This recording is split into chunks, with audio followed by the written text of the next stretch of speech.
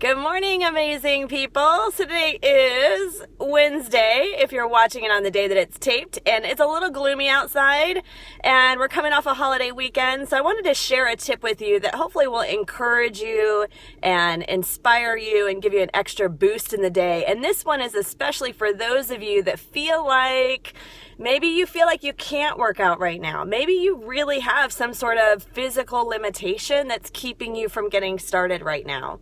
Maybe it is just fear and insecurity. I totally understand that. I've been there too. You're just so far away from your goal. The thought of like physically moving yet is a challenge.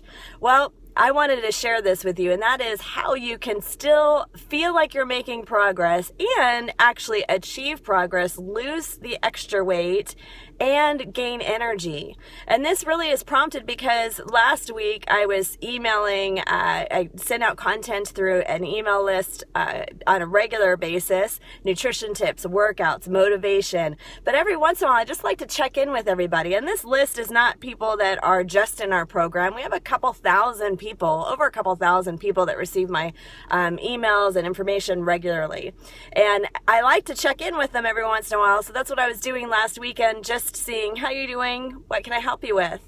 And one person responded back to me and they were kind of down and they were saying, Rebecca, I love your emails. They look forward to them. I follow you on Facebook. I love the videos, but I'm just feeling discouraged. I'm in a place right now where I physically can't work out.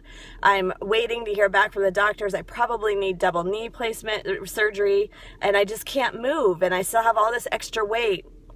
And with all the compassion I can express, I get that it is easy to kind of get into a funk, especially when you feel like you physically can't move, you can't do anything. It's a very helpless feeling. The good news is that you're not helpless. No one is. Regardless of your situation, regardless of whether it's because you physically can't work out right now or mentally you're just not there yet, you're not ready to move or to be around other people and try and get fit. There's so much that you can do at home. First and foremost, nutrition is 80% of how we look and feel. And mindset is 100% foundation.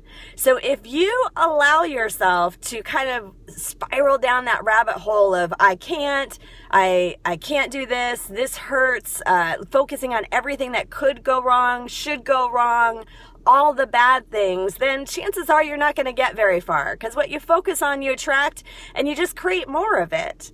And when there's a physical injury, don't get me wrong, I'm not saying ignore it. Go to a doctor, get help, find the solution, take confidence in knowing that you're on the right track, and then look at what action can I take? Because you're not helpless. You're not a victim unless you choose to be. There are very few people in this world that are truly victims and truly have no control of their circumstance.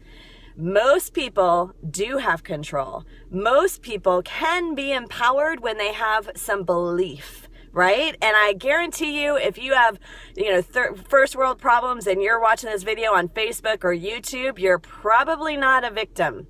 You probably have the power to empower yourself to take action. The best thing you can do is to get started with your nutrition. 80% of how we look and feel is nutrition. So that means stop making excuses, stop doing what's quick, easy, and fast, right? Start taking time to go grocery shopping, prepare your food. It doesn't have to be big, expensive, fancy. Eggs are cheap. Tuna is cheap. There's plenty of cheap proteins out there that are good for you. I shouldn't say cheap, I should say inexpensive, right? And you want to stick with lots of vegetables. Grains in moderation, healthy fats. And when I say grains, I mean things like my preference is I typically stick with yams, sweet potatoes, oats if you don't have a gluten intolerance, brown rice, quinoa. Some of those things are okay in moderation. Fruits, of course, yes, in moderation. You don't want to overdo it. When I say overdo it, I mean things like Jamba Juice, right? Would you sit down and eat 2 plates worth of fruit? Probably not in one serving. So why would you think it's okay to put it in a juice? Of course, you don't think about it because someone else is telling you that it's healthy, and I totally get that. But just be more aware. Stop making excuses. Make the time on your weekend or your time off to put in the work, to prep your food for the week, to plan ahead, and to make it happen, all right? Do not be a victim. Be victorious. It's totally your choice. Control your food. Start with that. Bye, guys.